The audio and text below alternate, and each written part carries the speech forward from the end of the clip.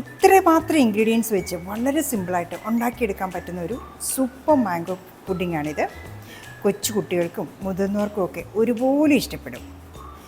ഇപ്പോഴേ മാമ്പഴക്കാലമാണ്. എല്ലാ വീടുകളിലും ഇഷ്ടം പോലെ മാങ്ങ. അപ്പം പച്ചമാങ്ങ ആയിരുന്നപ്പോൾ നമ്മൾ കുറേയേറെ അച്ചാറിട്ടു, കറി വെച്ചു. പിന്നെ പഴുത്ത മാങ്ങ ആയപ്പോൾ നമ്മൾ കുറേ പൾപ്പെടുത്ത് സൂക്ഷിച്ചു വെച്ചു. ഇനി ഒരു പുഡിങ് കൂടി ആകാം. സിമ്പിളായിട്ടുള്ള പുഡിങ്. ഇതേ 2 മാങ്ങ, ഒരു മീഡിയം സൈസ്. ഇത് നമ്മുടെ ഇവിടെയുള്ള കോട്ടുകോണം മാങ്ങ തന്നെയാണ്. പിന്നെ ബ്രെഡ് സ്ലൈസ് ചെയ്തു, അതിൻ്റെ സൈഡെല്ലാം മാറ്റി വെച്ചിരിക്കുകയാണ്. ആ ബ്രൗൺ പോർഷനെല്ലാം നമ്മൾ കട്ട് ചെയ്ത് കളഞ്ഞു. പിന്നെ ഉള്ളത് ഇതേ കസ്റ്റേർഡ്. ഇതൊരു 2 ടേബിൾ സ്പൂൺ മതി. പിന്നെ പഞ്ചസാര ഇത് ആവശ്യത്തിന്. പിന്നെ വരുന്നത് ഇതേ 1/2 ലിറ്റർ പാല്. പിന്നെ വനില എസൻസ് നമുക്ക് ആവശ്യത്തിന് എടുക്കാൻ വേണ്ടി മാത്രം.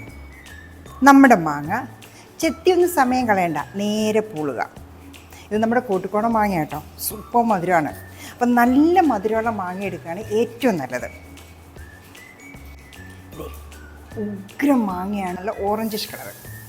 ഇനി ഇത് നമുക്ക് നേരെ നമ്മുടെ മിക്സിയുടെ ജാറിലേക്ക് അങ്ങ് ട്രാൻസ്ഫർ ചെയ്യാം. ചെത്തി സമയമൊന്നും കളയണ്ട, ഇങ്ങനെ ആക്കിയിട്ട് ഇങ്ങനെ അങ്ങ് സ്കൂപ്പ് ചെയ്തെടുത്താൽ മതി.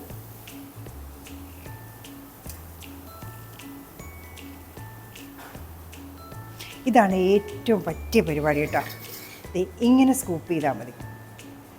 നമ്മുടെ സമയം ഒത്തിരി ലാഭിക്കാം. ഇനി ഒരു മാങ്ങ നമുക്ക് ഫൈനായിട്ട് ചോപ്പ് ചെയ്ത് വയ്ക്കണം. അപ്പം അതിനായിട്ട് നല്ല ഓറഞ്ചിഷ് കളറുള്ള നല്ലൊരു മാങ്ങ എടുക്കുകയാണ് നല്ലത്. ഇത് നമുക്ക് ഫ്രണ്ടിൽ ഗാർണിഷ് ചെയ്യാനായിട്ടാണ്, മുകളിൽ. അപ്പോൾ ഇതിങ്ങനെ എടുക്കുക. അതിനുശേഷം നല്ലപോലെ വരയുക, തിരിച്ചും മറിച്ചും ഒക്കെ വരിക. കുഞ്ഞു കുഞ്ഞു പീസാക്കി കിട്ടണം. ഒന്ന് തിരിച്ചാക്കുക, ഇങ്ങനെ കിട്ടും. അപ്പം ഈ പീസാണ് നമ്മൾ മുകളിൽ ഗാർണിഷ് ചെയ്യുന്നത്. അതിന് വേണ്ടിയിട്ട് ഇത് കഴിഞ്ഞാൽ ഇത് താഴേക്ക് ഇങ്ങനെ പോരും. അടുത്തതായിട്ട് നമ്മൾ എടുത്തു വെച്ചിരിക്കുന്ന നമ്മുടെ മാംഗോ പൾപ്പ്, അതിനെ ഇനി ഒരു പേസ്റ്റ് ആക്കണം. അതിന് വേണ്ടിയിട്ട് ഒരു 2 സ്പൂണ് പഞ്ചസാര, 1, 2. പിന്നെ പേസ്റ്റ് ആക്കണമെങ്കിൽ പാൽ കൂടി ഒഴിക്കണം. ആവശ്യത്തിന് പാൽ, ഒത്തിരി അങ്ങ് ലൂസായി പോകരുത്. ഇതേ 2 ടേബിൾ സ്പൂൺ കസ്റ്റേർഡ് നമ്മൾ എടുത്ത് വെച്ചിരിക്കുന്നതാണ്. ഇതൊന്ന് പാൽ കൂടി ഒഴിച്ച്, അല്ലെങ്കിൽ വെള്ളം, ഇതിലേതെങ്കിലും ഒഴിച്ച് നമുക്കൊന്ന് അലിയിച്ചെടുക്കണം. അപ്പം ഞാനിവിടെ പാലാണ് എടുത്തത്, വെള്ളമാണേലും മതി കേട്ടോ. അപ്പോൾ കട്ടയില്ലാതെ നല്ലപോലെ ഇളക്കി അലിയിച്ചെടുക്കുക. ഇനി പാൻ അടുപ്പിൽ വയ്ക്കുക. നമ്മളെടുത്ത് വെച്ചിരിക്കുന്ന നമ്മുടെ മാംഗോ മിക്സ് ഒഴിച്ചു കൊടുക്കുക.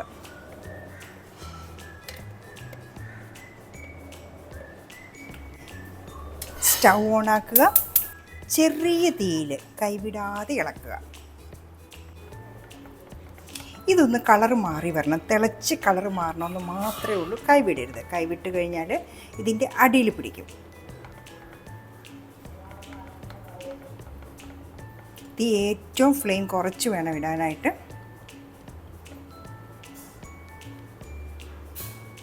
ഏതാണ്ട് ഇതേ തിളച്ച് കുറുകി തുടങ്ങി. ഇനി നമുക്കിത് ഓഫ് ചെയ്യാം. കാരണം കുറച്ചുകൂടി ഇത് കുറുകും. നമ്മളിത് ഈ പാത്രത്തിൻ്റെ ചൂടൊക്കെ കൊണ്ട് വാങ്ങി വെച്ച് കഴിയുമ്പം കുറച്ചുകൂടെ കുറുകി തിക്കാകും. അതുകൊണ്ട് നമുക്കിപ്പം ഇതിനെ ഓഫ് ചെയ്യാം. ഇത് 1/2 ലിറ്റർ പാലാണ്. ഇത് നമുക്ക് നല്ലപോലെ തിളപ്പിക്കാം. ഈ പാലിലേക്ക് ആവശ്യത്തിന് പഞ്ചസാര, കണ്ടൻസ് മിൽക്കൊന്നും ചേർക്കുന്നില്ല, പഞ്ചസാര മാത്രമേ ഉള്ളൂ. സോ നമ്മുടെ പാല് പഞ്ചസാരയും കൂടെ മിക്സായി നല്ലപോലെ തിളച്ച് തുടങ്ങി. ഇനി ഇതിലേക്ക് മിക്സ് ചെയ്ത് വെച്ചിരിക്കുന്ന നമ്മുടെ കസ്റ്റേർഡ്, ഒരു കട്ട പോലും ഇല്ലാതെ ഇത് നല്ല രീതിയിൽ പാലിൽ നമ്മൾ മിക്സ് ചെയ്ത് വെച്ചിരിക്കും. ഇതങ്ങ് ഒഴിച്ചു കൊടുക്കാം. ഫ്ലെയിം കുറച്ചിട്ട് ഇളക്കി കൊടുക്കണം, അല്ലെങ്കിൽ ഇത് അടി പിടിക്കാനുള്ള നല്ല ചാൻസ് ഉണ്ട്. ഫ്ലെയിം നല്ല രീതിയിൽ കുറയ്ക്കുക. അതിനുശേഷം നല്ലപോലെ ഇളക്കി കൊടുക്കുക. അപ്പോൾ ഈ കസ്റ്റേർഡ് കുറുകി വരും. ഇതുപോലെ കുറുകി, ഇതിൽ കൂടുതൽ കുറുകണ്ട. ഇതേ ഈ ഒരു പരുവായി. ഇങ്ങനെ ഒഴിക്കുമ്പോൾ നല്ല കുറുകിയാണ് വീഴുന്നത്. ഇനി ഇതും തണുത്ത് കഴിയുമ്പോൾ കുറച്ചുകൂടെ കുറുകും. അതുകൊണ്ട് നമുക്കിനി ഫ്ലെയിം ഓഫാക്കാം.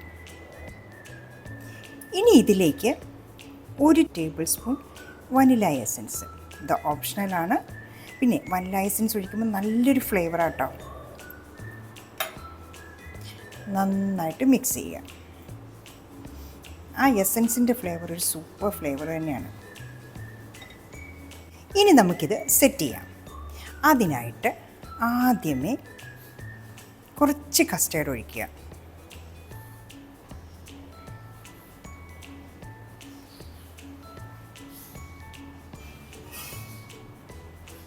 സ്പ്രെഡ് ചെയ്യുക. അതിനുശേഷം നമ്മൾ എടുത്തു വച്ചിരിക്കുന്ന ബ്രെഡ് സ്ലൈസ് ഓരോന്നാക്കി അടുക്കി കൊടുക്കും.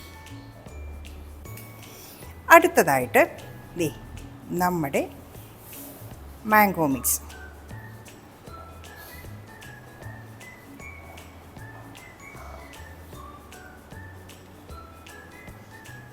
നല്ല രീതിയിൽ അങ്ങ് സ്പ്രെഡ് ചെയ്ത് കൊടുക്കുക.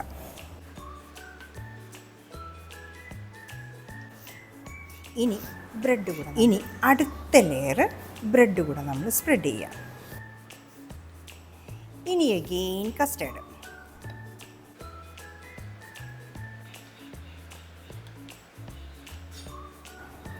അടുത്ത ലെയർ നമ്മുടെ മാംഗോ.